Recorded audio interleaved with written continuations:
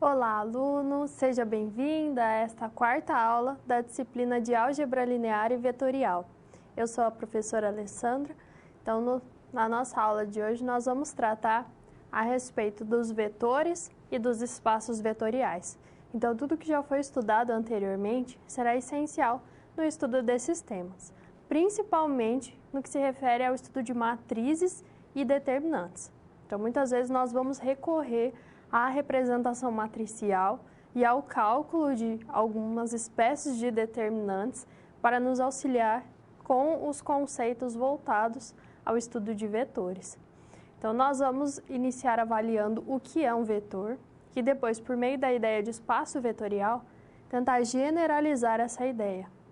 Como que eu consigo estudar uma estrutura semelhante pensando em outros conjuntos, diferente dos conjuntos R2, dos conjuntos R3, mas pensando, por exemplo, em um conjunto de polinômios, em um conjunto de funções.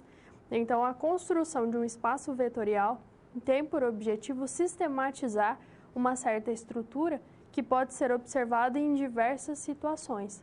Apesar das diferenças entre os elementos e as operações, algumas propriedades são comuns. Então, o objetivo é organizar toda essa estrutura em um único conceito. E qualquer tipo de conjunto com duas operações que satisfaça aquele conjunto de propriedades também poderá ser classificado como um espaço vetorial. Então, vamos conferir no quadro os objetivos dessa aula. Então, os nossos objetivos estão relacionados ao estudo desses dois temas, ao estudo de vetores e de espaços vetoriais. Nós vamos avaliar a definição de cada um desses elementos, iniciando pelo estudo de vetores e depois sistematizando com os espaços vetoriais, analisando algumas classificações, algumas relações que podem ser construídas e pensando nas operações que podem ser definidas envolvendo esses elementos, principalmente em relação à adição, à multiplicação por escalar e pensando naqueles espaços que derivam do conjunto de números reais, alguns tipos especiais de produtos, dentre os quais nós vamos destacar o produto escalar e o produto vetorial. Então, os vetores eles são utilizados na descrição dos mais variados fenômenos, como avaliar, por exemplo, o deslocamento de móveis. E o espaço vetorial já vem com essa generalização da ideia. Então, as questões que irão orientar os nossos estudos são as seguintes: o que são vetores? Quais são as aplicações dos vetores? E quais operações podem ser definidas sobre o conjunto de vetores? E analisar também todas essas questões pensando em um espaço vetorial qualquer. Então, esses são os nossos objetivos iniciais.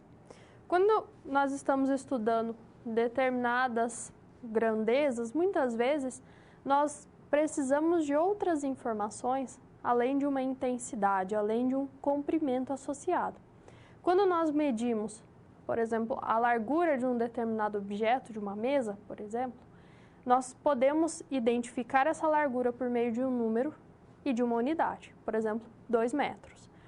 Mas existem algumas situações em que essa medida de comprimento ela não é suficiente, como, por exemplo, o deslocamento de um determinado objeto.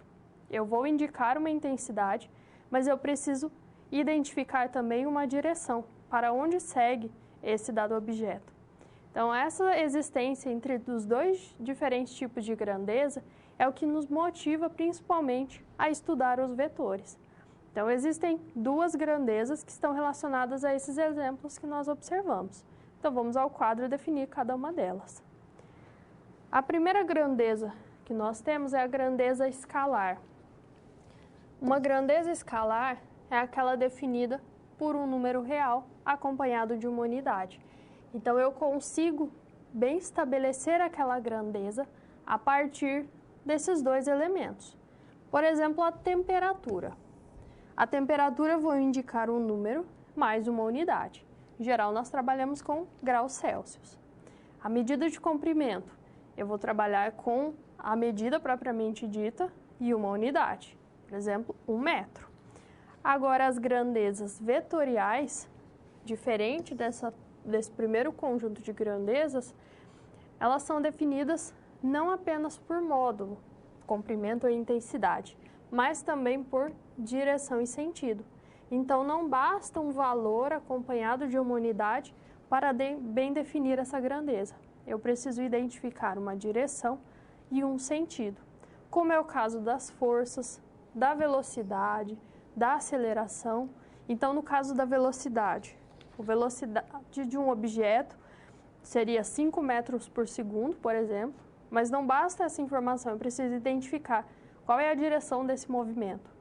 Se é para a esquerda, para a direita, se segue a direção noroeste. Então, sempre eu vou associar a esse número acompanhado de unidade uma direção e um sentido.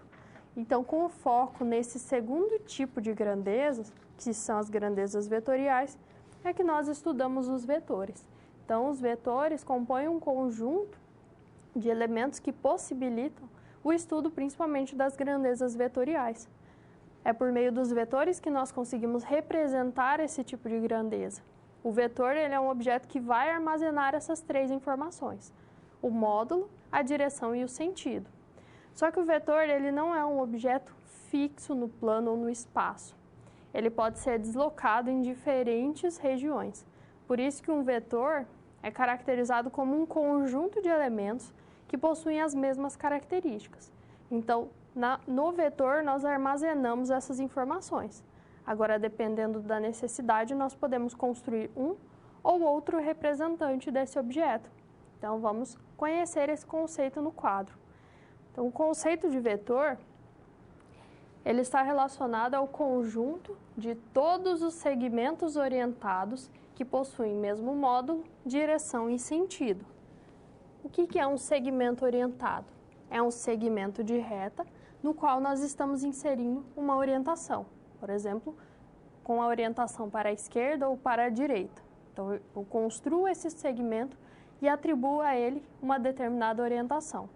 Então, todos aqueles segmentos orientados que possuem mesmo módulo, direção e sentido compõem um único vetor. O módulo também é chamado muitas vezes de intensidade ou de comprimento. E quando nós tomamos um desses segmentos orientados, nós dizemos que ele é a imagem geométrica ou então o representante daquele vetor. Então, quando nós construímos uma representação geométrica, por exemplo, nós estamos indicando um representante para aquele vetor. Como aqui no caso nós temos um vetor AB. Quando nós definimos, então, esse representante do vetor por meio dos pontos A e B, na notação do vetor eu sempre vou identificar o primeiro ponto como sendo a origem, que nesse caso é o ponto A, e o segundo ponto é a extremidade desse segmento geométrico. Então, sempre eu vou indicar um sentido para um vetor definido por dois pontos. Então, nós estamos pensando nesse vetor com as suas características. O que seria, então, o comprimento ou o módulo do vetor? Seria essa distância entre os dois pontos que o definem. O que seria a direção? A direção é avaliada a partir da reta suporte associada ao vetor. Então, a partir dos pontos A e B, eu consigo construir uma única reta. Então, é essa reta que contém os pontos que vai indicar qual é a direção do vetor. E o sentido é a ordenação que nós damos a esses pontos. Então, se eu estou tomando A como sendo a origem e B como sendo a extremidade, então o vetor tem o seu sentido de A para B. Nesse caso, será da esquerda para a direita. O vetor, então, não é um objeto fixo no espaço, ele é um conjunto formado por todos aqueles segmentos que possuem as mesmas características.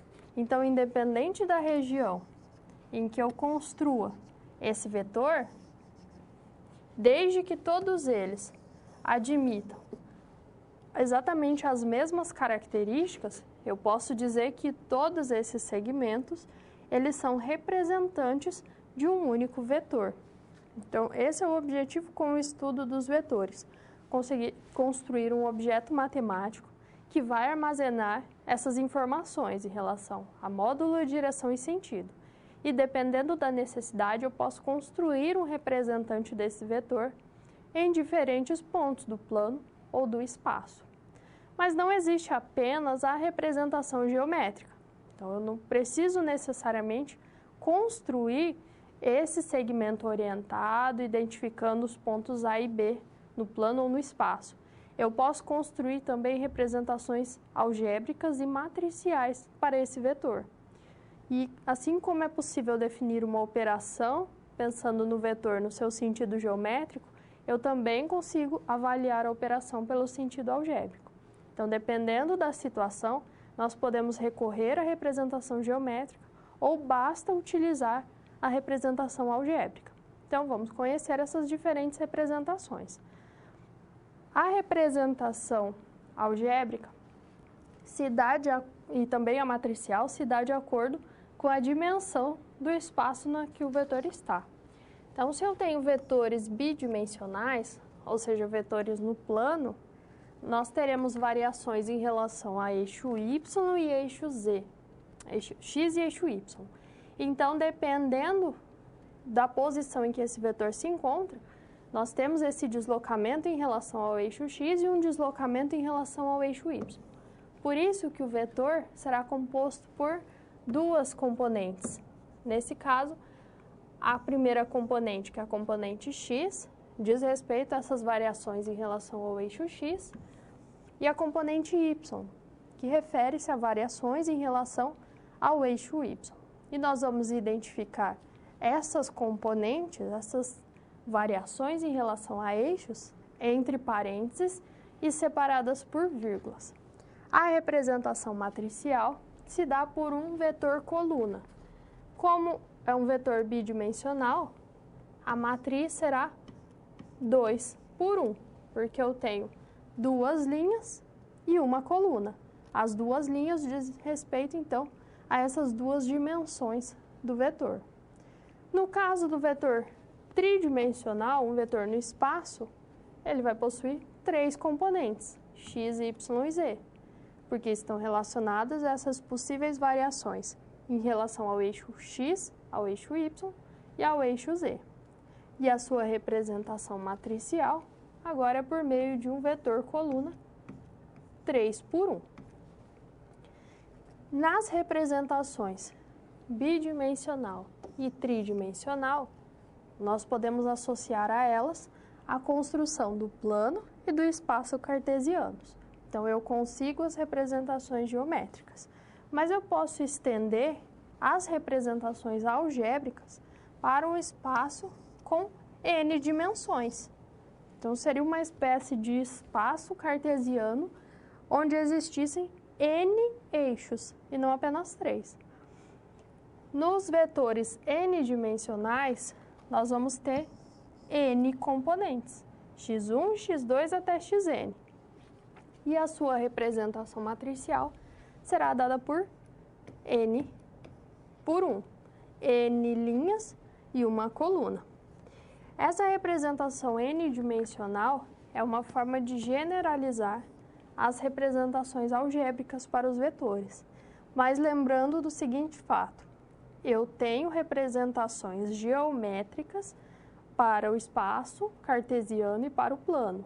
Então, para os vetores até 3 dimensões. Vetores relacionados ao espaço com 4 dimensões ou mais, eu não tenho a representação geométrica. Então, eu precisaria realmente utilizar a representação algébrica. Eu posso estender as ideias para esses tipos de espaço, mas eu não tenho mais a possibilidade de representar geometricamente esses vetores. Eu só represento geometricamente em um espaço com até 3 dimensões, que seria referente, então, aos 3 eixos coordenados. Então, essas são as possíveis representações que nós temos: geométrica, algébrica e matricial. Todas elas relacionadas a cada uma das propriedades do vetor: o módulo, a direção e o sentido. Nessas representações algébricas e matriciais, muitas vezes nós nos referimos àquele representante do vetor que possui a origem na origem do sistema, no ponto 00 ou no ponto 000. Então, essa representação muitas vezes se refere a esse representante do vetor, mas lembrando que eu posso deslocar para qualquer ponto do espaço, desde que sejam mantidas as três propriedades, o módulo, a direção e o sentido. Além de definir e identificar essas três características de um vetor, nós podemos comparar vetores entre si. Nós podemos estabelecer algumas relações. Então, agora nós vamos conhecer propriedades e relações envolvendo diferentes vetores. O módulo, que nós já vimos que é uma das características do vetor, pode ser também chamado de norma ou de comprimento. O módulo, ou então esse comprimento de um vetor, ele é denotado pela nomenclatura do vetor entre barras verticais. E o vetor, em geral, nós adotamos essa notação com a nomenclatura do vetor, nesse caso V, e com uma seta acima dessa letra, ou acima dos dois pontos que compõem esse vetor, como era o caso de um vetor AB. Então, eu identifico esses pontos de origem e extremidade e construo uma seta. Alguns livros adotam outras notações, por exemplo, o vetor AB com a sua representação em negrito, sem a seta, ou uma representação simples, mas destacando que se trata de um vetor. Então, nós vamos adotar, na maioria dos casos, essa notação com seta, mas outros tipos de notações também podem ser empregadas. O módulo, então, como nós já vimos, é o comprimento do vetor V.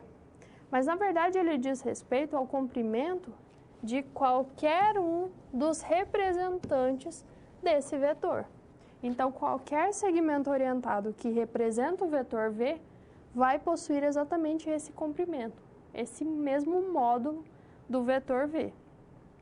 E quando o vetor V é tal que o seu módulo é igual a 1, uma unidade no caso, então nós dizemos que esse vetor ele é um vetor unitário. Então, sempre que nós tivermos essa associação de um vetor como sendo um vetor unitário, então nós já sabemos que o seu comprimento ou o seu módulo é igual a 1. A partir de um vetor, eu consigo construir o chamado vetor oposto. Então, se eu tenho um vetor V com o seu representante AB, ou seja, um vetor com origem em A e extremidade em B, quando eu tomo essa ordem contrária, o vetor com origem em B e extremidade em A, o vetor BA, ele vai ser um vetor oposto ao AB. E nós podemos indicá-lo por menos AB ou menos V. Então, quando nós temos um determinado vetor com origem em A, extremidade em B, e eu tomo agora o vetor que possui origem em B, extremidade em A, eu estou tomando o seu vetor oposto. Qual é a diferença entre os dois vetores? O sentido de cada um deles. Os dois vetores possuem o mesmo comprimento, que é a distância entre os pontos A e B, e a mesma direção. Se nós construirmos retas que contêm cada um desses vetores, reta suporte, nós vamos observar que vai ser exatamente a mesma direção. As retas suporte são paralelas entre si, mas nós observamos que um vetor parte de A e chega em B, enquanto que o outro parte de B e chega até A. Então, apenas os sentidos dos vetores são opostos. Então, quando eu quero comparar vetores a partir do seu sentido, se eles têm mesmo sentido ou não, inicialmente eu preciso verificar se eles são de mesma direção. As retas suporte de cada um deles são paralelas entre si? Se isso for satisfeito, eu analiso o sentido. Se isso não for satisfeito, quer dizer que os vetores não têm mesma direção e, por consequência, eles não podem ter nem mesmo sentido, nem sentidos opostos. Eu não consigo avaliar essa terceira característica. Existem também aqueles vetores que têm origem e extremidade no mesmo ponto. Se nós fôssemos analisar a sua representação geométrica, a representação seria um único ponto. E, nesse caso, nós temos os chamados vetores nulos. Então, vamos ao quadro verificar. O vetor nulo é o conjunto de todos os segmentos nulos, chamados de vetor nulo, e denotado por 0 com uma seta. Então, são todos aqueles vetores que teriam origem e extremidade em um mesmo ponto. Os vetores iguais são aqueles que possuem as mesmas características, ou seja, módulo, direção e sentido. E os vetores paralelos são aqueles relacionados a partir da direção. Então, nós dizemos que dois vetores não nulos, eles são paralelos se eu consigo um representante de U que seja paralelo a algum representante de V. Então, se é possível identificar esses elementos, esses dois representantes, e concluir que eles são paralelos entre si, eu garanto que os vetores, como um todo, eles também serão paralelos. Se isso acontece, a notação é a seguinte: vetor U, duas barras, vetor V. Quer dizer que o vetor U é paralelo ao vetor V. Então, quando nós analisamos vetores paralelos, nós estamos pensando apenas na direção. Se as retas suportes de cada um dos vetores são paralelas entre si, ou seja, se um representante de um vetor vai ser paralelo ao representante do outro vetor. Então, essas são algumas relações que podem ser construídas envolvendo esses vetores. Agora, nós vamos ter uma atividade visando analisar geometricamente essas relações entre vetores iguais, vetores paralelos e também comparando o módulo entre vetores. Vamos acompanhar o enunciado. A figura a seguir é constituída de 9 quadrados de mesmo tamanho. Então, nós observamos que as retas que limitam esses quadrados, os segmentos de reta vão compor retas que são paralelas ou ortogonais entre si, ou seja, que formam 90 graus. Decida se é verdadeira ou falsa cada uma das seguintes afirmações. Então, nós temos algumas afirmações envolvendo igualdade, paralelismo e a igualdade de módulo entre vetores. Então, o objetivo é analisar cada uma delas e verificar quais são verdadeiras e quais são falsas. Então, analise esse problema, procure identificar as soluções e logo mais nós daremos continuidade ao estudo dos vetores.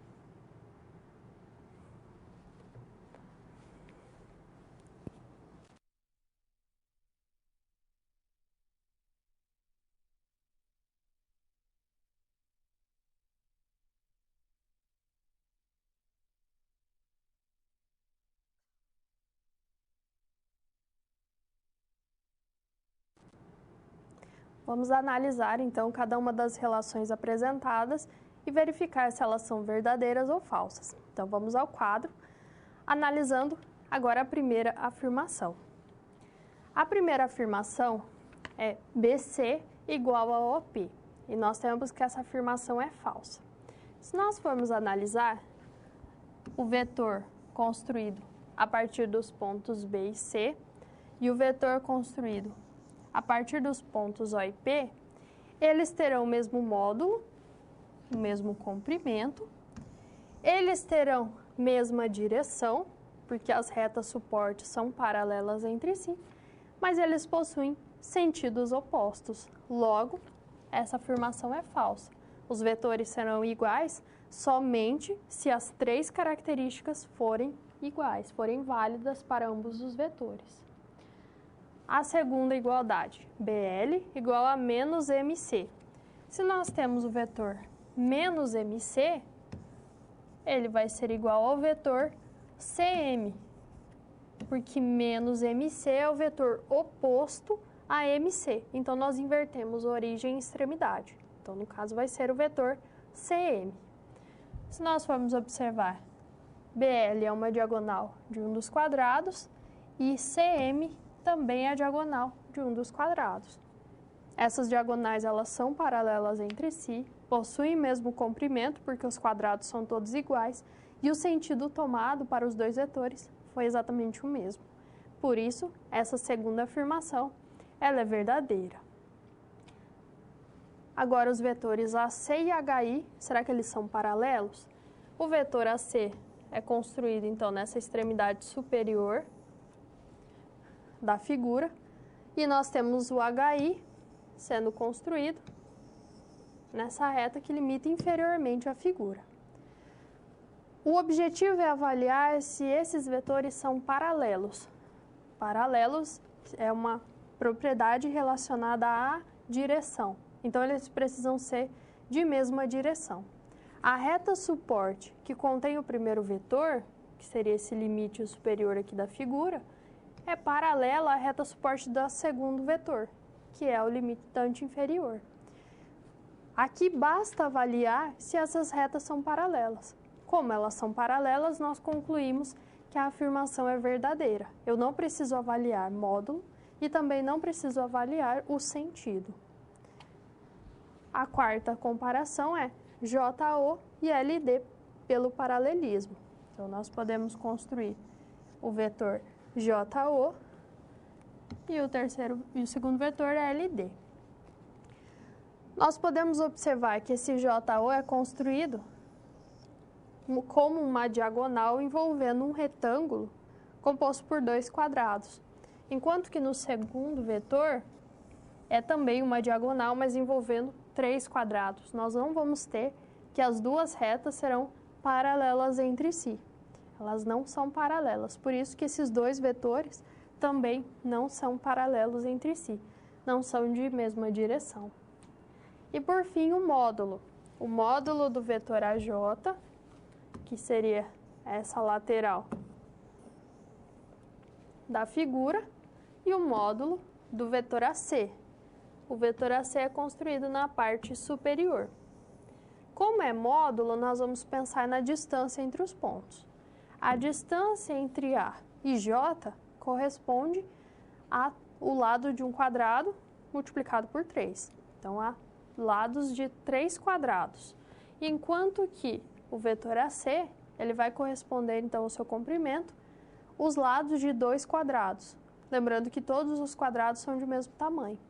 Então, enquanto esse AJ corresponde a 3 unidades, se o lado do quadrado for uma unidade, o AC corresponde a 2 unidades. Por isso que essa afirmação é falsa. Os vetores não são de mesmo comprimento, eles não possuem mesmo módulo. Além da comparação, então, em relação a essas propriedades, módulo, a direção e o sentido de um vetor, eu posso combinar vetores entre si por meio das operações. Então, nós podemos definir uma adição, também uma subtração associada a ela, e uma multiplicação por escalar. Nós vamos avaliar geometricamente e algebricamente qual é a influência dessas operações sobre os vetores. Aqui nós vamos tratar de forma genérica, na representação geométrica, os vetores do plano e do espaço, mas nós vamos adequar as duas operações, tanto ao plano quanto ao espaço cartesiano, respeitando as suas dimensões. Então, vamos ao quadro entender a representação geométrica da soma ou da adição envolvendo vetores. Se nós temos vetores U e V quaisquer, nós precisamos construir uma representação da seguinte forma. Nós vamos tomar a B como um representante qualquer do vetor U. Então, eu identifico esse vetor AB. Na sequência, eu vou identificar um representante de V que tenha origem em B, que era a extremidade do representante de U. Então, eu vou considerar esse representante BC. Então, eu construo o vetor U, um representante de U, que é o vetor AB, e partindo do ponto B, eu construo um representante de V, que no caso é o vetor BC. Qual que seria o vetor soma? O vetor U mais V. Aquele vetor que tem origem no ponto A e extremidade no ponto C, ou seja, um de seus representantes é o vetor AC. Então, o vetor soma, nessa construção, ele é dado da seguinte forma. A origem do vetor soma é na origem do vetor U. E a extremidade do vetor soma corresponde à extremidade do vetor V. Mas lembrando que precisamos tomar essa organização. Construo um representante qualquer do primeiro vetor e para o segundo eu vou tomar ele com origem na extremidade do anterior. E com isso, esse segmento que fecharia um triângulo envolvendo esses dois vetores vai corresponder ao vetor soma. Então, ele parte da origem do primeiro e chega até a extremidade do segundo. E algebricamente? Nós temos que os vetores bidimensionais são compostos por duas componentes. Então, a soma dos vetores u e v, onde u é x1, y1 e v é x2, y2, é dado pelo seguinte vetor, onde a primeira componente é a soma das primeiras componentes de u e v, e a segunda componente é a soma das segundas componentes de u e v. Então, o vetor soma u mais v é x1 mais x2, e a segunda componente, y1 mais y2. Se for um vetor tridimensional, eu tenho uma componente a mais. Então, no vetor soma, eu vou ter x1 mais x2, y1 mais y2 e a soma dessas terceiras componentes, que no caso seriam z1 mais z2. Então, sempre eu vou trabalhar com a soma componente a componente. Se fosse um vetor n-dimensional, eu continuo somando as primeiras componentes, as segundas componentes, até as enésimas componentes, que seriam as últimas. Para o caso aqui de vetores u e v, u é o vetor 1, 2 e o v 3 menos 1, a soma de u com v é dado pelo vetor onde a primeira componente é 1 mais 3 e a segunda componente 2 mais menos 1. 1 mais 3 resulta em 4, 2 mais menos 1, ou 2 menos 1, é igual a 1. Então, esse é o caso da representação algébrica. Então, nós temos a soma geométrica e a soma algébrica. Nós podemos trabalhar ainda com a diferença. No caso da representação algébrica, ao invés de somar as componentes, nós iríamos subtrair essas componentes. E na representação geométrica? Então, para conseguir identificar tanto o vetor soma quanto o vetor diferença, originado dessa subtração, existe uma regra que pode ser aplicada, que é a regra do paralelogramo. O objetivo é justamente esse, construir um paralelogramo e, a partir de suas diagonais, identificar o vetor soma e o vetor diferença. Então, vamos acompanhar no quadro essa construção. Nós temos dois vetores que serão somados e cuja diferença será determinada. Então, eu vou construir os vetores u e v, tomando um representante de cada um deles, com origem em um mesmo ponto. Então, eu construo o vetor AB, que seria o representante de u, e o vetor AC, que é o representante de v. Eu preciso agora construir um paralelogramo. Então, eu vou proceder da seguinte forma. Na origem do representante de u, eu vou construir um representante de v, um segundo representante de v. E da origem do representante de v, eu vou construir um outro representante de u. E esses outros dois representantes vão ter extremidade em um mesmo ponto D. Então, eu fecho um paralelogramo a partir desses representantes, de tal forma que os lados opostos são compostos por representantes de um mesmo vetor. Então, nós temos os representantes de u, que seriam AB e CD, e os representantes de V, que seriam AC e BD. Dessa construção, como que eu determino a soma e a diferença? Se eu estou somando, o vetor soma, ele vai ser dado como a diagonal maior desse paralelogramo. Lembrando que o paralelogramo tem lados opostos paralelos e de mesmo comprimento. Então, essa diagonal maior corresponde ao vetor soma. A origem corresponde à origem desses dois primeiros representantes e a extremidade corresponde à extremidade dos outros dois representantes que foram construídos. Então, nesse caso, seria o vetor AD. E a diferença? Se eu estou tomando U menos V, um representante dele seria dado da seguinte forma. Eu vou partir da extremidade do representante de V e eu chego até a extremidade do representante de U. Então, a diferença é construída na diagonal menor. O sentido que nós tomamos diz respeito à diferença. Se é U menos V, a gente parte de V e chega em U.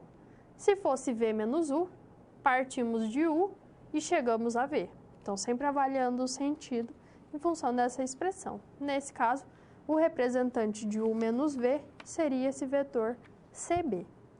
E agora, a multiplicação por escalar. Então, essa é uma outra operação que eu defino sobre o conjunto de vetores. Então, para definir essa operação, eu vou tomar um vetor não nulo e um escalar diferente de zero. Esse escalar precisa satisfazer algumas propriedades, mas para garantir essas propriedades, nós vamos tomar o conjunto de escalares como sendo o conjunto de números reais. Eu podia estudar, por exemplo, sobre o conjunto de números complexos. Também seria um possível conjunto de escalares. Mas no nosso caso, sempre que existir esse termo escalar, nós vamos nos referir ao conjunto de números reais. Se for tratado de um outro tipo de conjunto, isso será evidenciado no contexto. Então, sempre nós vamos tomar o escalar, pensando em escalar, na verdade, nós estamos pensando em um número real. Então, é um número real alfa diferente de zero.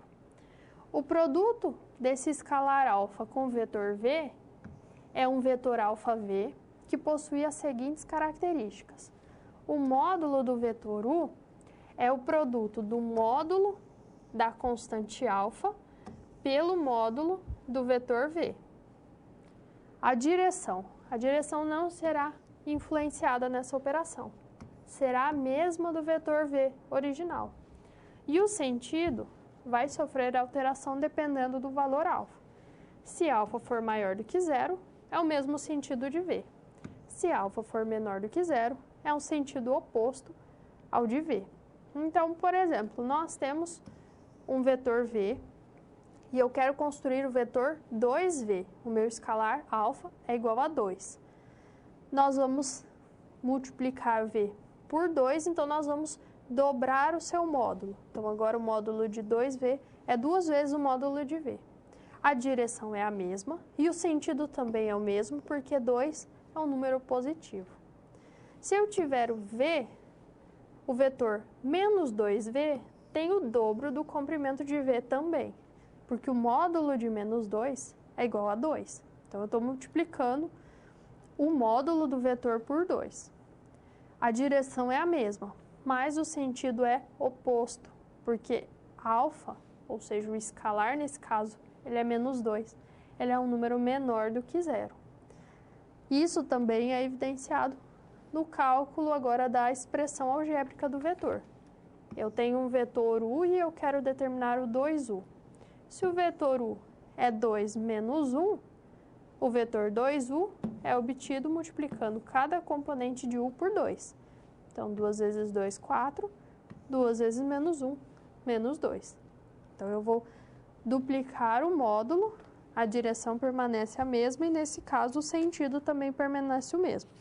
Se eu multiplicasse por um número negativo, então nós iríamos inverter o sentido.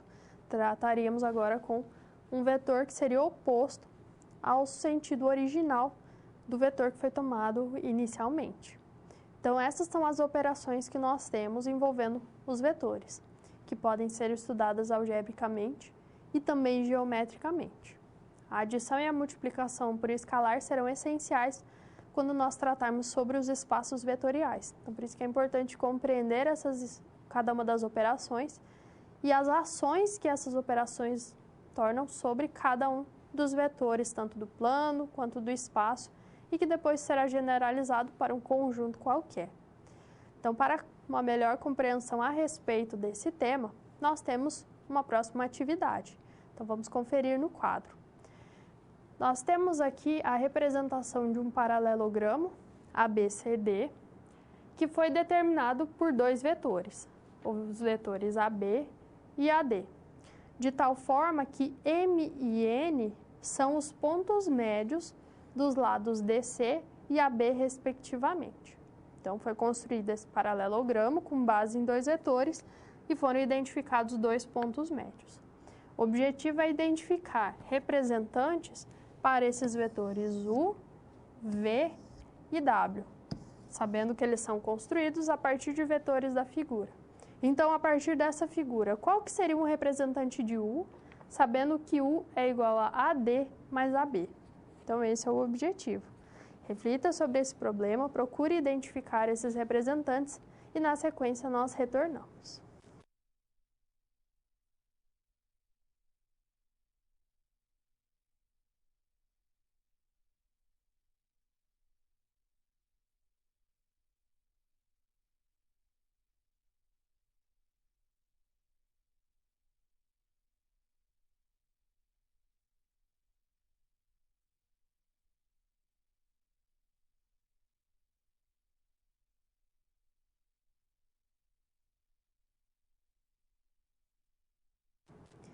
Vamos resolver, então, a atividade proposta identificando os representantes para cada um dos vetores.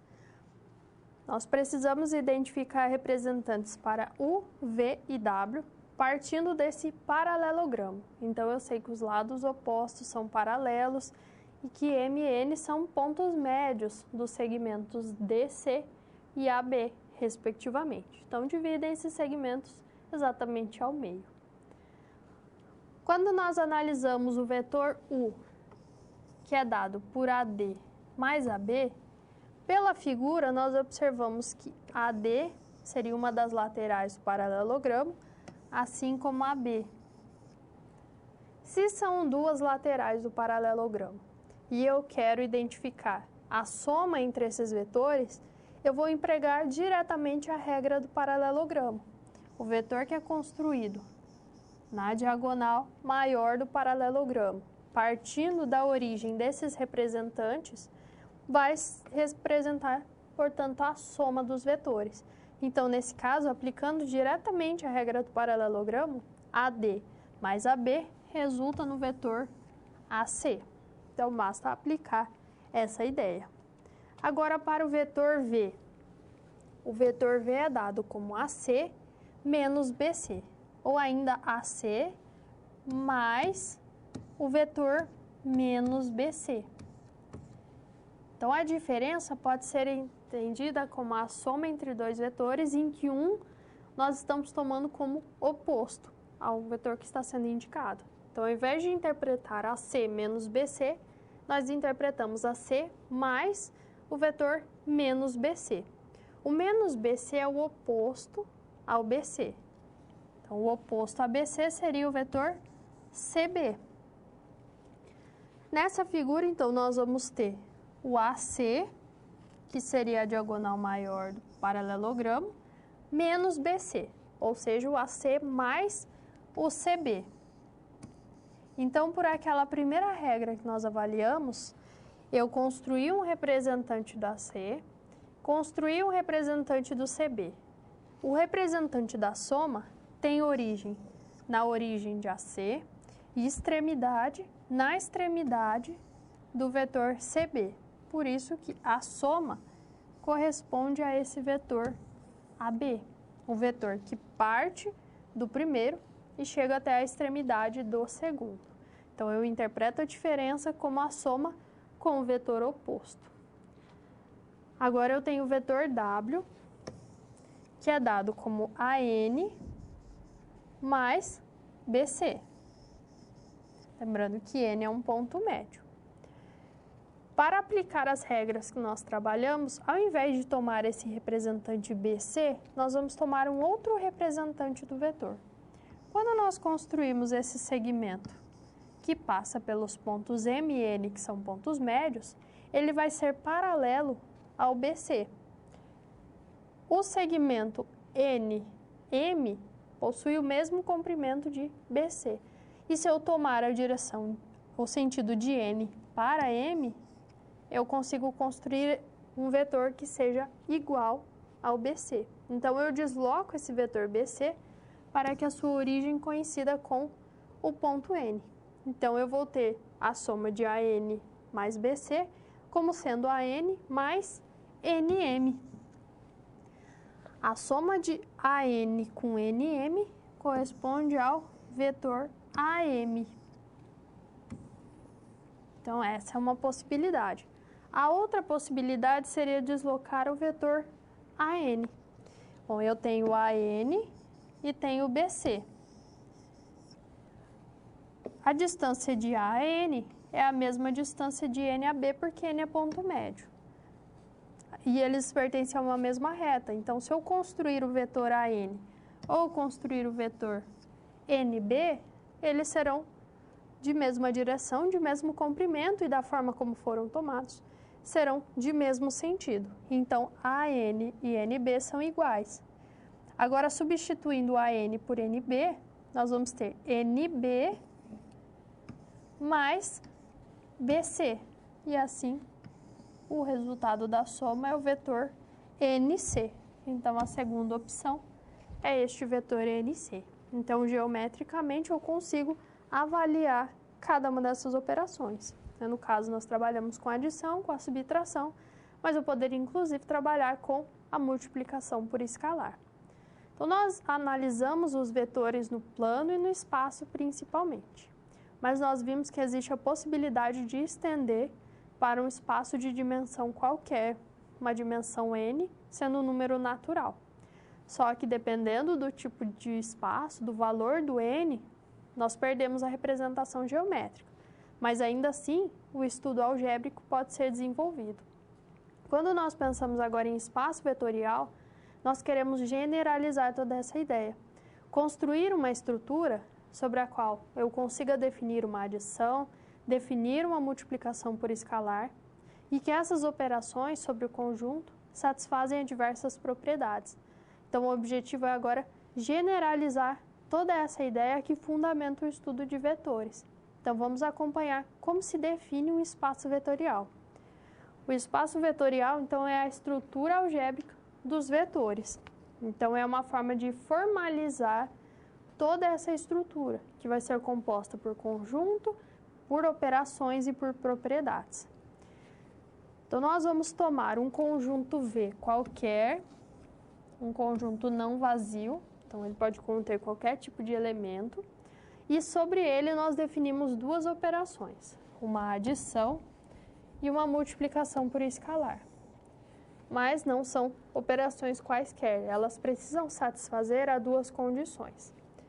Para a adição, quando nós tomamos vetores U e V quaisquer desse conjunto V, ou elementos U e V quaisquer, a soma de U com V precisa permanecer no conjunto. Então, quando eu somo elementos do conjunto, o resultado continua no conjunto. Isso é dizer que o conjunto é fechado para a adição.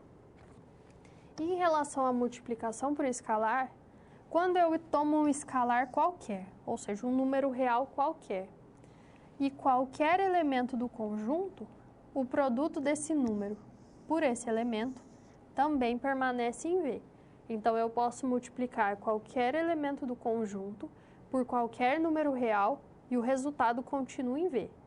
Isso quer dizer que o conjunto V é fechado, né? Essa operação de multiplicação por escalar ela é fechada em relação ao conjunto V. Então, o conjunto V possui as duas operações e essas operações são fechadas em relação ao conjunto. Nós vamos dizer que esse conjunto V, com as duas operações, ele é um espaço vetorial se forem verificadas as seguintes propriedades. Então, não basta ter um conjunto com duas operações. Essas operações precisam satisfazer a propriedades. Nós temos um total de 8 propriedades que são separadas em duas partes. Um conjunto de propriedades referentes à adição e o outro conjunto referente à multiplicação por escalar. Então, nós vamos analisar cada uma delas e é importante sempre procurar relacionar com conjuntos que nós já conhecemos, como é o caso do conjunto de números reais. Vamos tentar interpretar essas propriedades em função das características de R. Então, vamos ao quadro verificar as propriedades relativas à adição. A primeira propriedade é a propriedade associativa. Então, eu posso somar U mais V mais W, ou somar U ao resultado de V mais W, e o resultado precisa ser, independente dessas duas formas, igual. Então, tanto o resultado de U mais V mais W, quanto o resultado de U mais V mais W, precisa ser exatamente iguais entre si. Então, essa é a associatividade. Então, eu posso somar, por exemplo, dois números reais e somar com um terceiro, ou somar o primeiro com o resultado da soma dos outros dois. Então, essa é uma propriedade que também é válida em R, mas aqui nós generalizamos pensando num conjunto qualquer com operações. A segunda propriedade é a comutativa. Eu posso somar U mais V ou V mais 1 e o resultado obtido é o mesmo, assim como em R. 1 mais 2 é igual a 2 mais 1. A terceira propriedade é a existência de elemento neutro. Então, existe um elemento no conjunto V que, ao ser somado com qualquer elemento U, sempre vai resultar em U, que é a ação do zero no conjunto de números reais. 0 mais um número qualquer resulta nesse próprio número. O zero não vai interferir na adição. E a quarta propriedade, que é a existência de elemento oposto, ou de elemento simétrico em relação à adição. Então, para qualquer elemento do conjunto V, vai existir um único menos V, tal que V mais menos V resulta em zero. E esse zero é o da propriedade anterior. É o zero, o elemento neutro. E isso também acontece em R. Se eu tenho o número 2, eu posso tomar o menos 2, pois a soma de 2 com menos 2 resulta em zero. Então, essa é a existência do elemento oposto. Um elemento que, ao ser somado ao outro, vai anular, então, essa operação. E em relação à multiplicação por escalar, a primeira propriedade é a propriedade associativa. Então, eu posso multiplicar alfa por beta U, ou seja, beta vezes U, ou eu posso multiplicar primeiro esses dois escalares, alfa e beta, entre si, e depois multiplicar por U. Então, nessas propriedades agora, alfa e beta são escalares, ou seja, são números reais.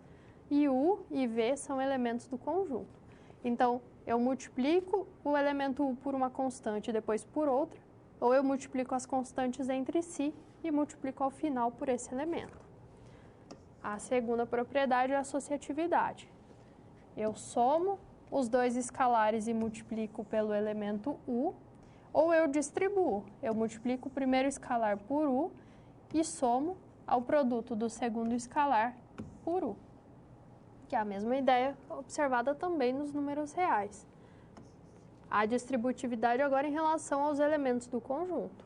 Então, eu posso multiplicar alfa pelo resultado de U mais V, ou eu distribuo alfa vezes U mais alfa vezes V. Então, essas são as propriedades da distributividade, do escalar em relação ao elemento, e a soma de escalares em relação ao elemento, ou do elemento, a soma de escalares. Então, eu posso trabalhar com as duas distributividades, a distributividade de escalar e a distributividade de elemento de conjunto, que são propriedades análogas a que nós temos nos números reais.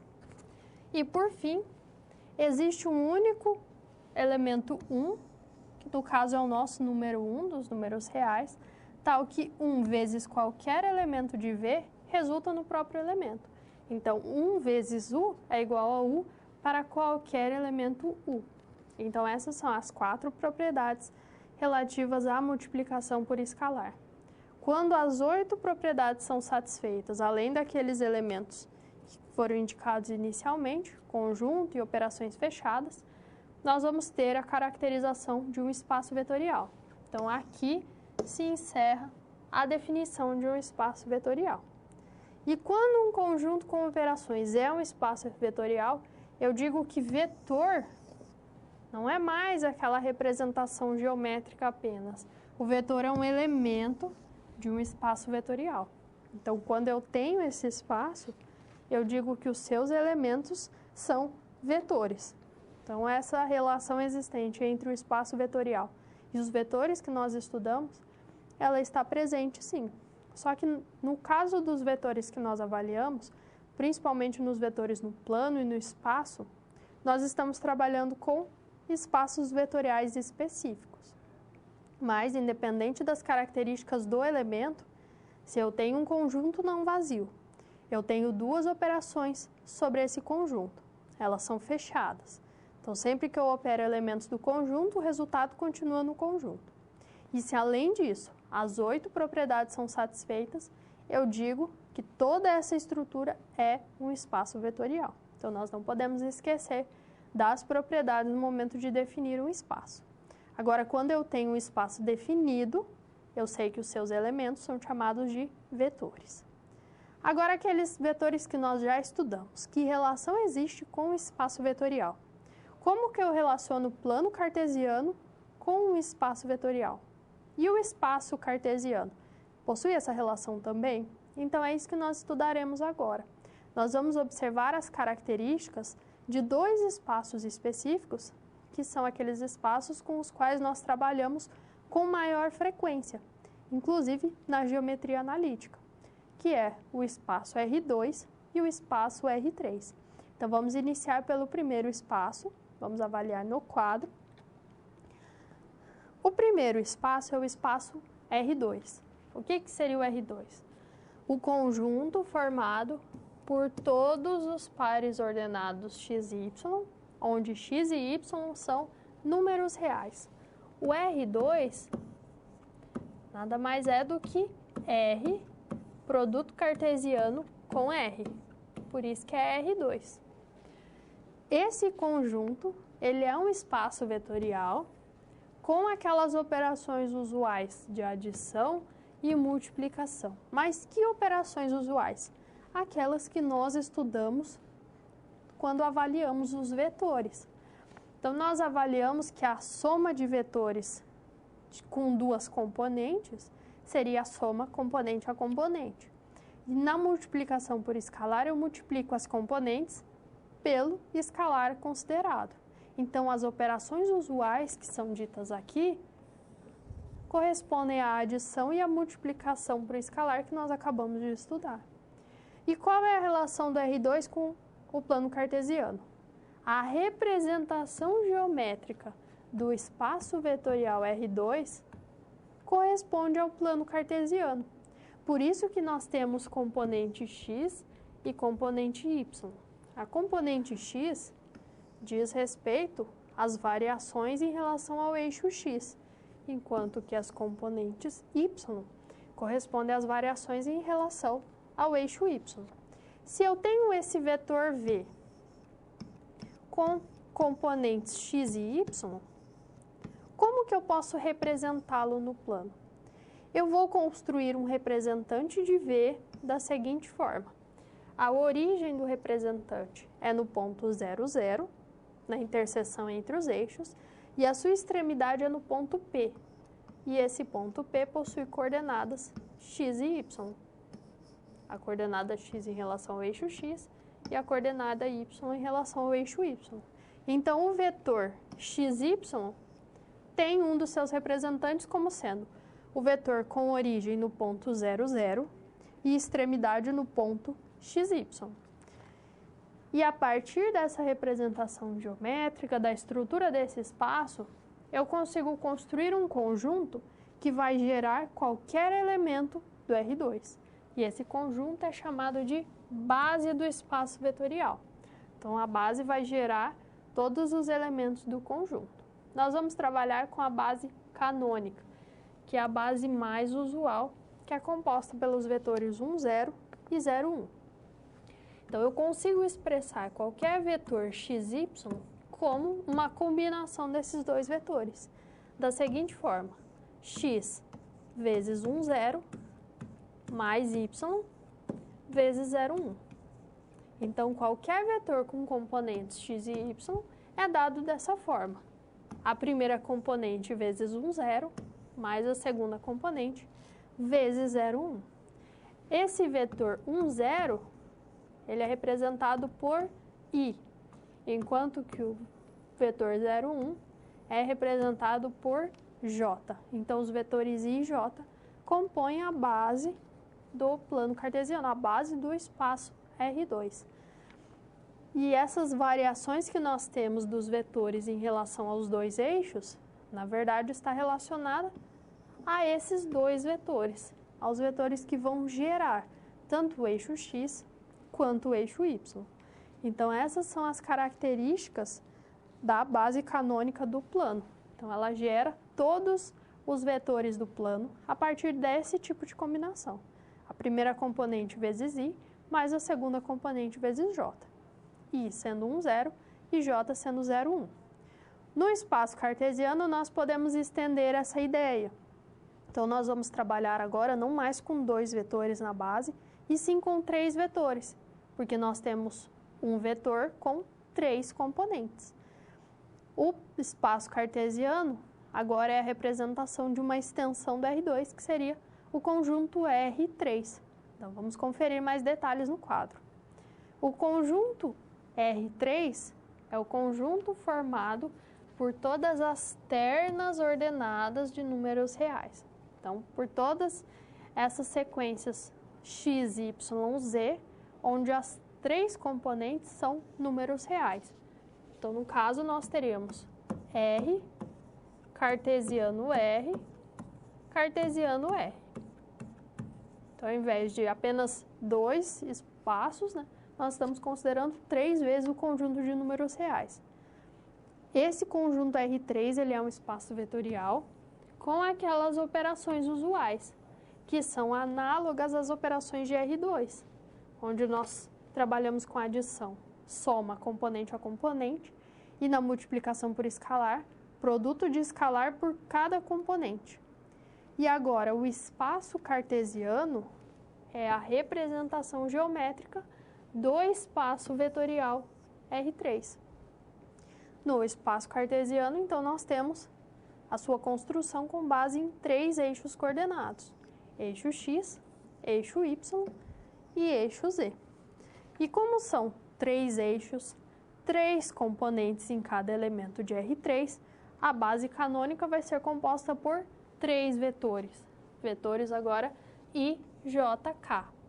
I sendo 1, 0, 0, J sendo 0, 1, 0 e K sendo 0, 0, 1. Então, esse conjunto é a base canônica do espaço cartesiano. Então, é aquela base mais usual.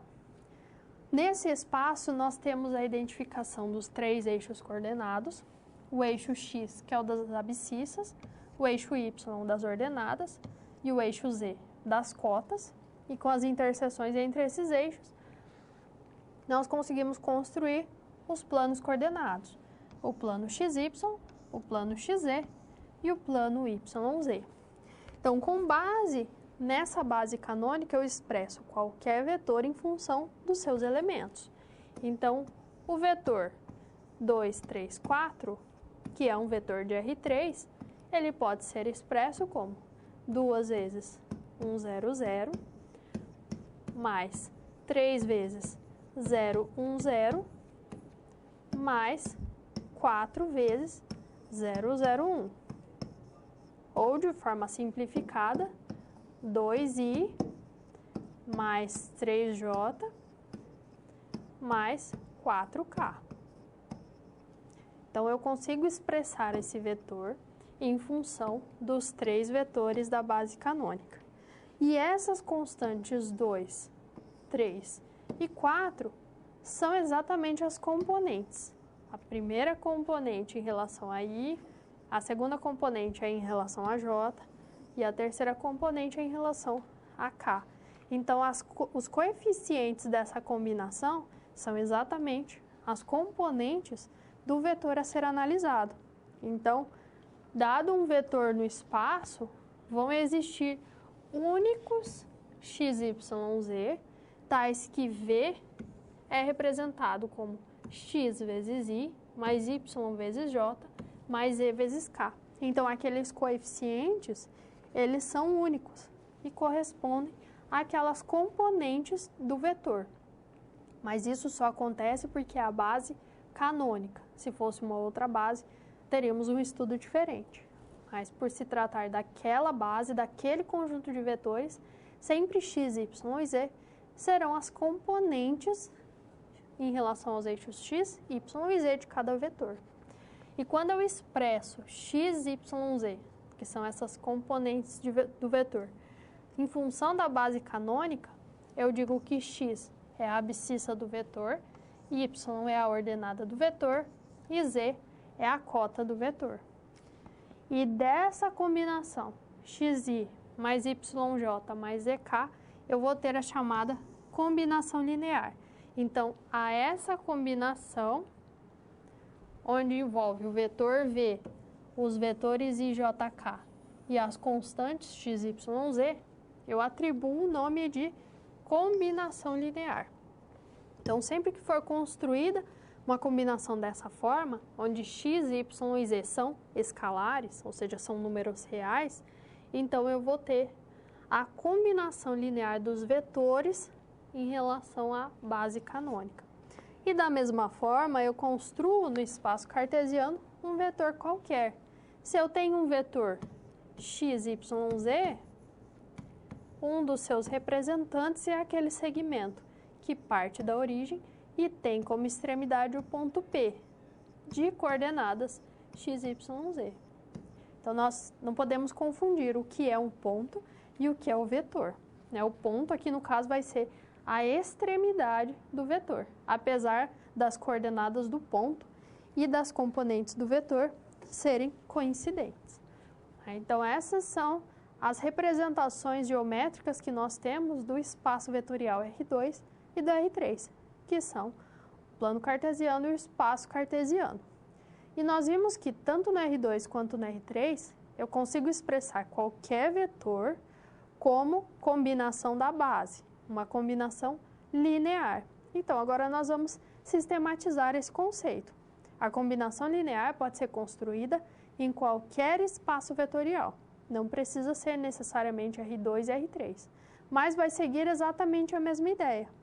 Eu tenho um conjunto de vetores, eu expresso um vetor como combinação deles, e dessa combinação vai envolver os vetores sobre os quais nós estamos avaliando e algumas constantes.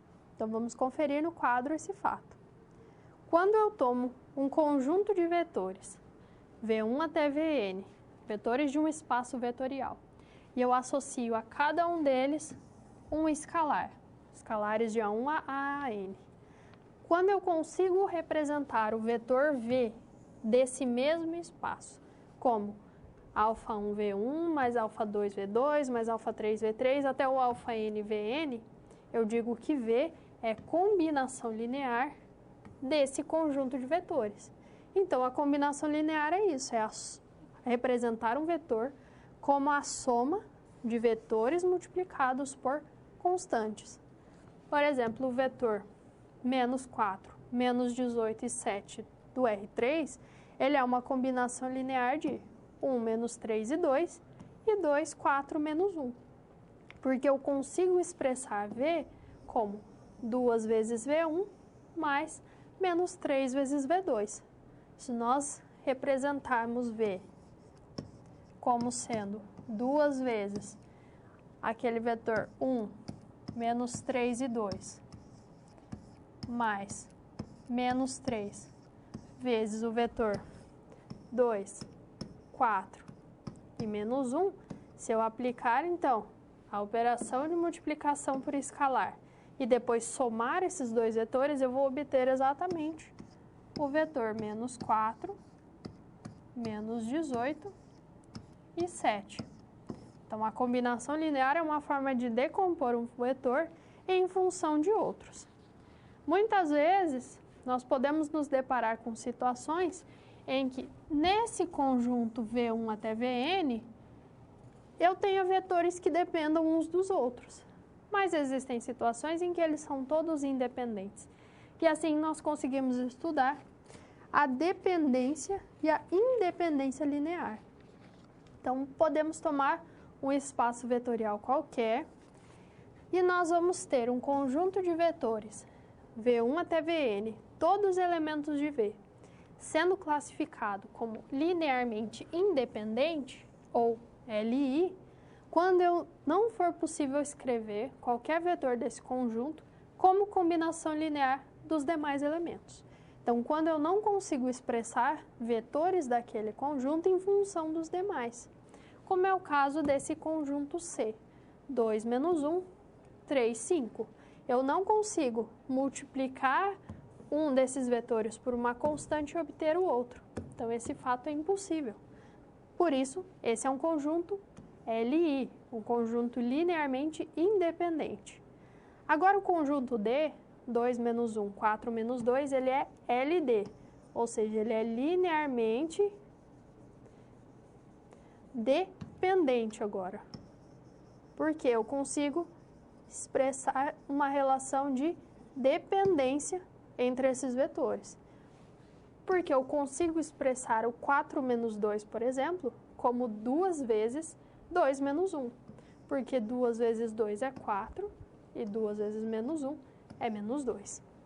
Então, observe que um vetor depende do outro no interior do conjunto. Por isso, eles são linearmente dependentes. Se não fosse possível identificar essa relação de dependência, eles seriam linearmente independentes, assim como no primeiro caso. Então, esses são alguns dos conceitos que nós podemos estudar com base nos espaços vetoriais. Conseguir construir uma base para o espaço, identificar combinações lineares, ou seja, decompor um vetor em função dos outros e expressar, então, essa relação de dependência ou independência entre os vetores, quando eles são LI e quando eles são LD. Então, quando eles são linearmente independentes ou dependentes. Mas voltando agora aos nossos estudos específicos em relação a R2 e principalmente a R3. Nós já vimos que esses espaços são, de fato, espaços vetoriais. Foi possível identificar uma adição, uma multiplicação por escalar e 8 propriedades. Mas existem ainda outras operações que podem ser construídas nesse conjunto, que são os produtos envolvendo vetores. Nós temos 2 tipos de produtos que são os principais. Um produto que vai gerar como resultado um número e um produto que vai gerar como resultado um vetor. O primeiro é o produto escalar e o segundo é vetorial. Então, nosso objetivo agora é identificar as características de cada um desses vetores e depois verificar uma aplicação desses conceitos. Então, o produto escalar, como o próprio nome diz, ele vai gerar um escalar, um número real no nosso caso. E o produto vetorial vai gerar um vetor. O produto vetorial nós vamos estudar especificamente em R3, no espaço, mas o produto escalar pode ser estendido para uma dimensão qualquer. Então, vamos ao quadro e iniciar pelo produto escalar. Então, essa é uma operação que converte vetores em números reais. Nós vamos analisar primeiro o caso de R3. Então, aqui nós temos 2 vetores de R3, o 1, o 2, o 3, e V1, V2, V3. O produto escalar entre esses 2 vetores, ele é definido da seguinte forma. Eu vou multiplicar o 1 por V1, vou somar esse produto ao produto de U2 por V2 e vou somar ao produto de U3 por V3. Então, eu vou multiplicar as componentes que ocupam as mesmas posições e vou somar todos esses produtos. O resultado é o produto escalar. Então, nós usamos esse círculo para representar o produto escalar ou indicamos os vetores entre os sinais de menor e maior separados por vírgulas. Então, essas são as 2 notações que nós temos para o produto escalar. Então, o produto escalar eu multiplico componente a componente e somo todos os resultados. Se forem vetores de R2, só temos 2 componentes. Então, o produto escalar entre os vetores é o produto das primeiras componentes mais o produto das segundas componentes. Então, se tivesse um vetor com N componentes, eu teria N fatores nessa soma, cada um deles sendo o produto da primeira componente de um com a primeira componente do outro, segunda componente de um vezes a segunda componente do outro, e assim sucessivamente. Então, se nós temos vetores 2, 3 e 1, 5, o produto escalar entre eles seria 2 vezes 1 mais 3 vezes 5, cujo resultado é 17. Multiplico as primeiras componentes e somo ao produto das segundas componentes. Se eu tenho agora vetores em R3, vetor 3i menos 4j mais k, ou mais 1k, é o vetor 3 menos 4 e 1, menos 2i mais 7k, seria menos 2i mais 0J mais 7K, o que pode ser expresso como menos 2, 0 e 7. O produto escalar é 3 vezes menos 2, mais menos 4 vezes 0, mais 1 vezes 7. Calculando o produto e depois a soma, o resultado é 1. Então, sendo vetores de R2 ou R3, o resultado é sempre um número real. Qual que seria outra forma de se calcular o produto escalar? O produto escalar entre vetores U e V é dado pelo produto do módulo de U pelo módulo de V, vezes o cosseno do ângulo formado entre eles. E esse ângulo necessariamente é de 0 a π. Então, essa é uma outra possibilidade de calcular o produto escalar. Vamos pensar nessa expressão. Bom, se eu tenho dois vetores que são perpendiculares entre si ou ortogonais, formam 90 graus, o ângulo entre eles, o ângulo θ entre eles é 90 graus. O cosseno de 90 graus é 0. Os módulos de U e V são números reais. Se o cosseno de 90 ele é 0, os módulos desses vetores são números reais, 0 vezes ele resulta em 0. Então, por meio dessa expressão, qual é a aplicação maior que nós temos? Se dois vetores são ortogonais entre si, então eu sei que o produto escalar entre eles é 0. E se o produto escalar entre esses vetores é 0, então eles são ortogonais. Como que eu calculo o módulo de um vetor? Por exemplo, o módulo daquele vetor U do primeiro exemplo, que é o vetor 2, 3.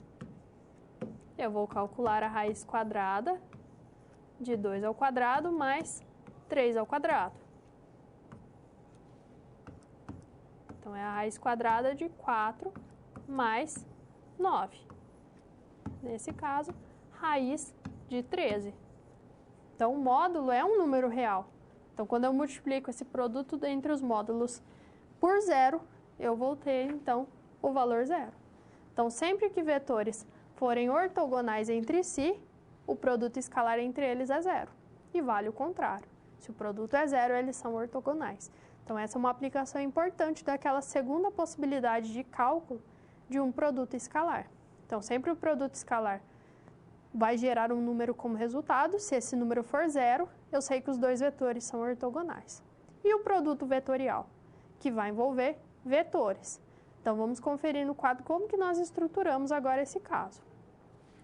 Para o produto vetorial, nós vamos trabalhar em R3. Então, nós temos dois vetores do R3. O produto vetorial entre eles é denotado por U com essa representação x, v, ou U com acento circunflexo, v. Então, são as duas possíveis notações.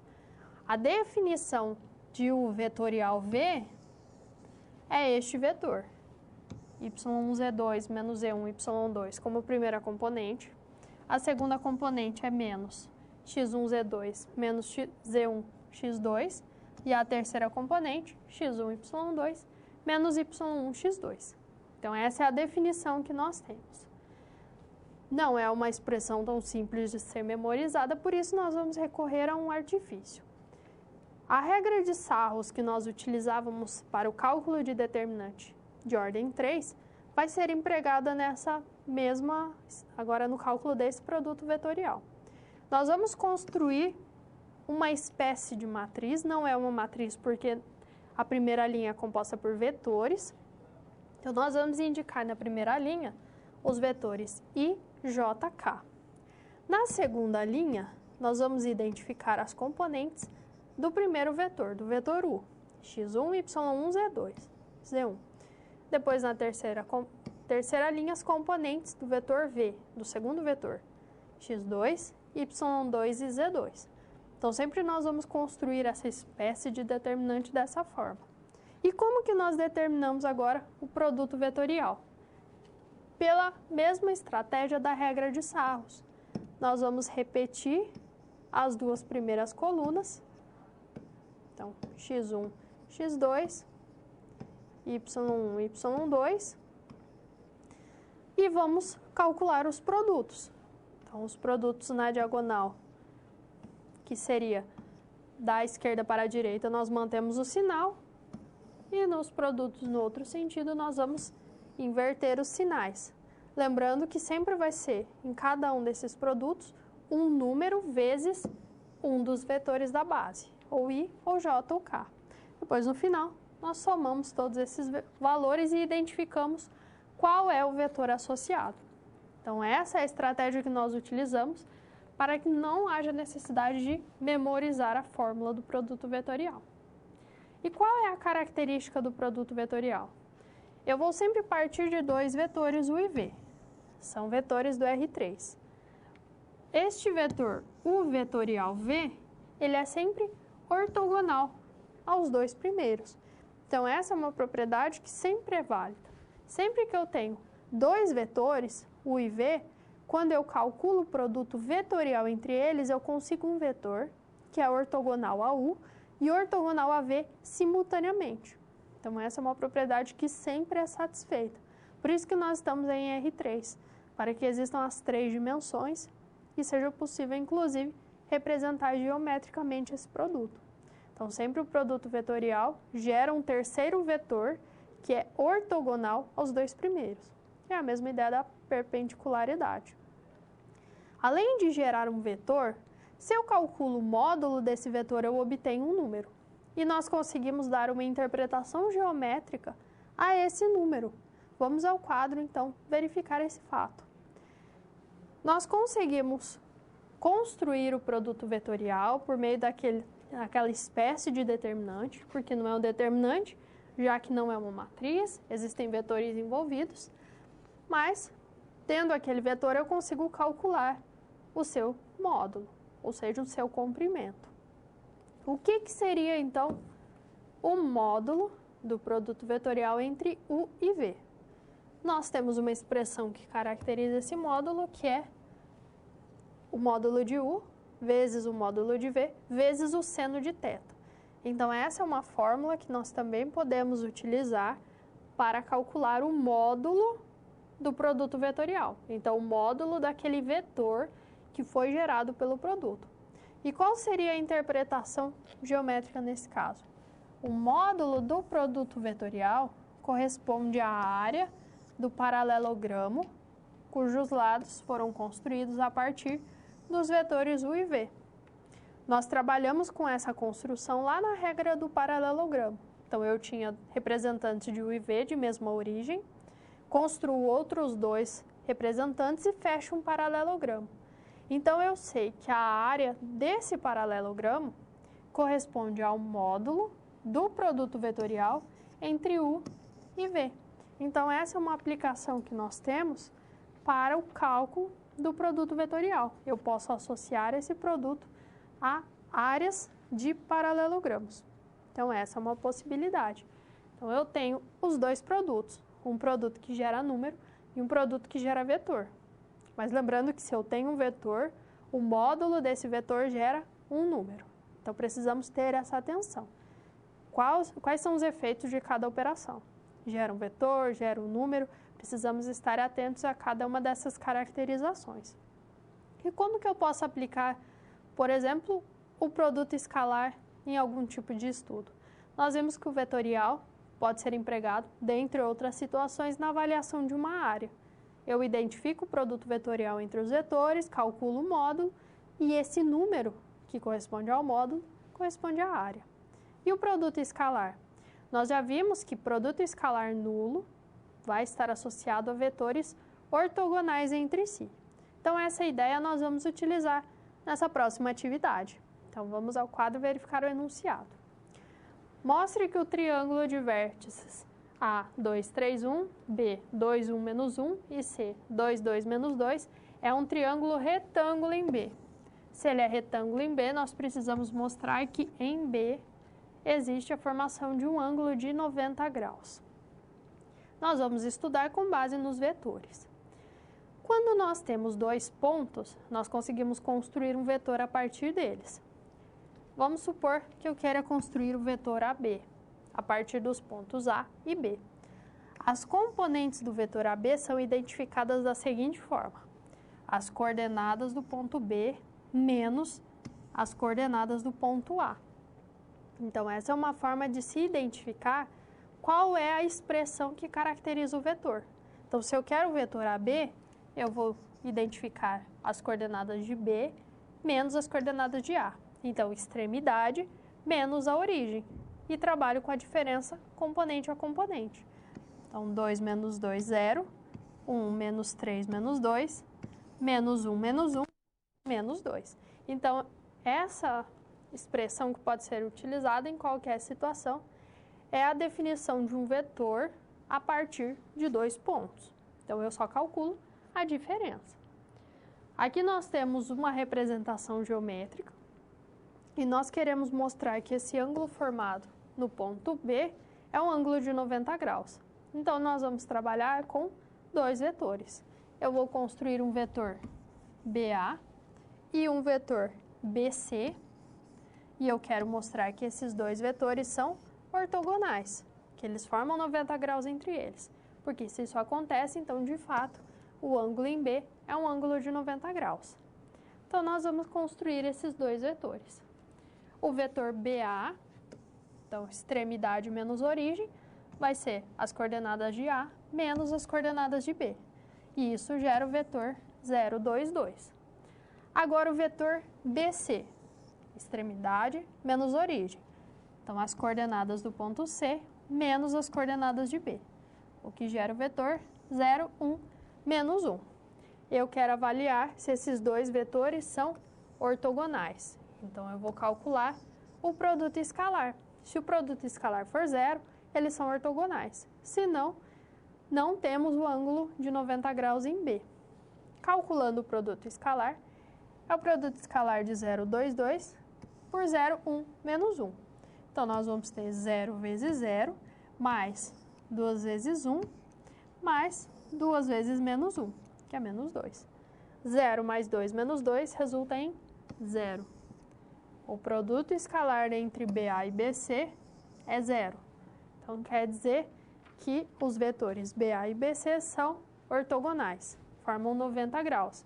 Se eles formam 90 graus, quer dizer que naquele ponto B, no triângulo em questão, existe a formação de um ângulo de 90 graus.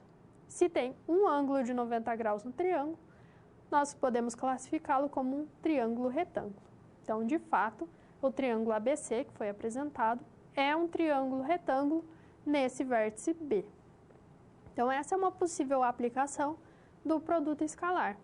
Então, nós podemos observar que esse estudo de espaço vetorial ele é essencial. É ele que vai fundamentar todos esses demais estudos, pensando particularmente no espaço cartesiano e no plano cartesiano.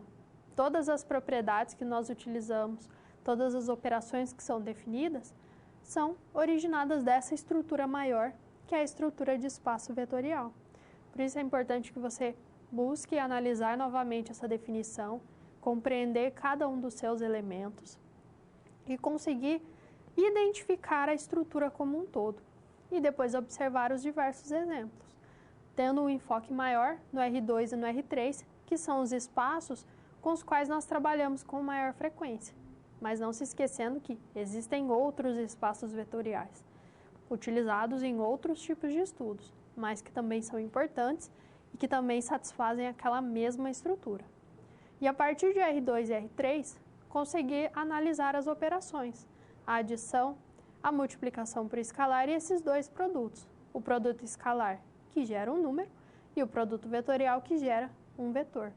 Então, eu espero que com essa aula você tenha observado quantos conceitos nós podemos estudar com base nos vetores e como nós estruturamos todas essas ideias a partir de um conceito, que é o conceito de espaço vetorial. Então, é importante que você retome tudo que foi estudado, analise nos demais materiais da disciplina cada um dos conceitos e dos exemplos que são apresentados. Caso você tenha alguma dúvida em relação a esses temas, encaminhe os seus questionamentos por meio do fórum da disciplina. Desejo a você bons estudos e até a próxima!